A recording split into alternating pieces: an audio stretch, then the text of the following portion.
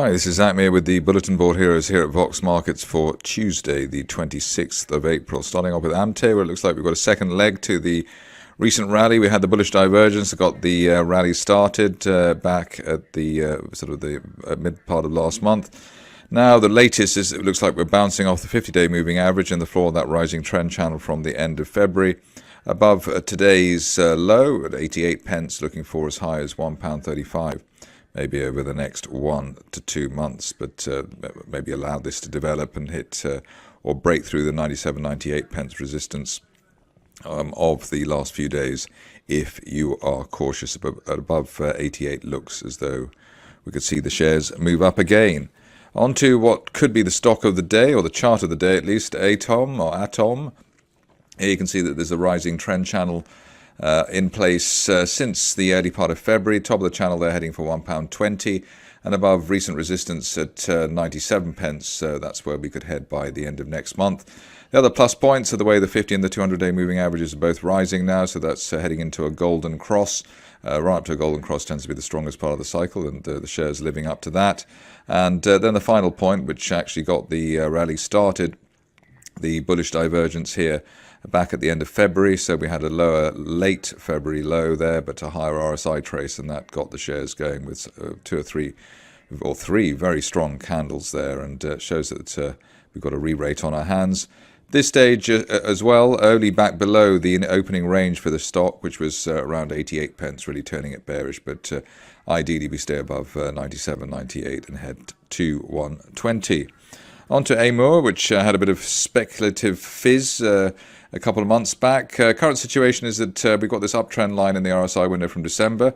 That's quite encouraging, even though obviously there's a shadow of the Russian situation over this stock. Multiple supports there just below 1.5 pence. The other point to note, I suppose, is the way today we've had a key reversal to the upside, and also looks like we're ready to break that line of resistance there from the end of January. That's around 1.57. So an end of day close above that, and we could be retesting at least 2 pence plus that sort of area over the next few weeks, with or without any M&A. Moving along to Empire Metals, which makes another appearance today because it's a bit of a light day for exciting situations. Here we had the double gaps off the lows, and the rising 50-day moving average. That was around, I suppose, the 1.3, 1.4 pence area as an entry point, and obviously we've done very well since then. We then had initially we had a target of 2.2 pence, which has obviously been cleared very easily above 2.2.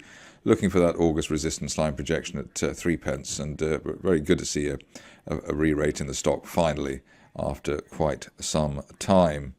Moving on to Hemogenics, another stock where a lot of punters in there, hoping that it'll finally make the grade. It's a bit like the Amur situation actually in the last month or so.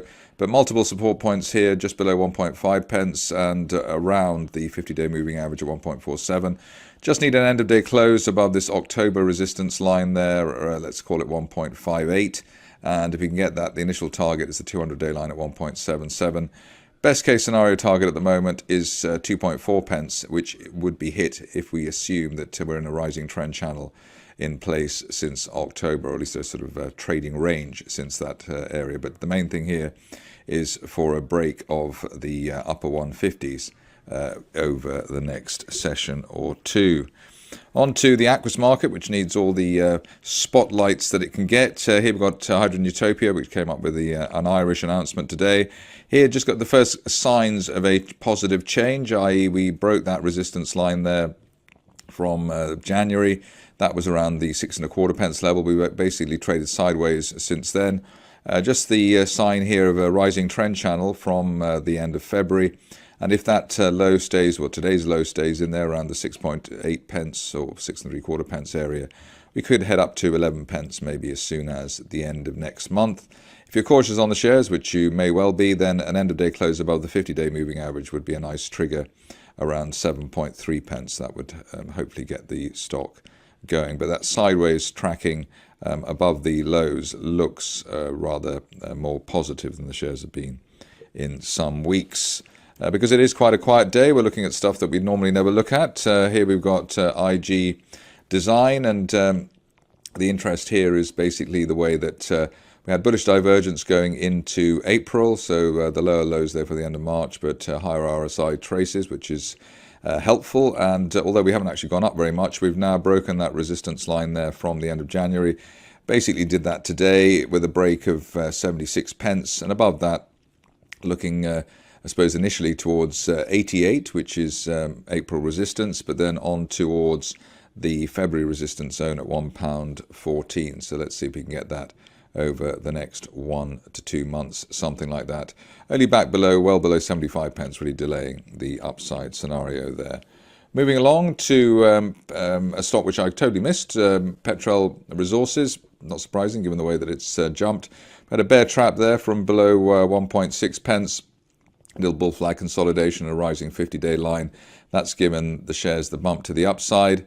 The game now ready to work out how much of a retracement we might have. 2.3, 2.4 pence was the support on the way down, so that may come in now as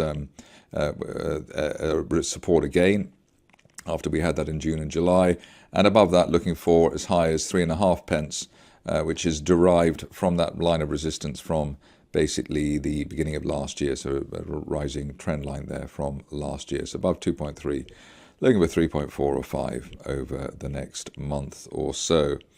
Going on to just a couple of stocks here. First is Sabien Technology. I was going to say Silent Night, but Sabien Technology. Here we've broken a line of resistance quite clearly there from November at long last at around 20 pence. Also broken above the 50-day moving average at 21 pence, and that little resistance that we had there in March around 21 3/4 is where we are now. As long as we're above 20 pence, we've got the chance here of a return to post-November resistance around 32, 33 pence, that kind of thing. So let's see if that pans out. A sort of minnow of the day goes to, or is, Toople. Here we've broken out of this falling wedge after a little gap that we had off the low, so that tends to be a decent sign there. I don't think we quite filled the gap, which is a very positive sign, and if you were eagle-eyed, you would have taken that as a potential turnaround. Current situation is above 0.03, looking for 0.06, rather logically, which is that last January spike, the initial high of the year. But looking quite interesting there for Toople, obviously, even though it's a micro penny type of stock. That's it for me today. More updates tomorrow.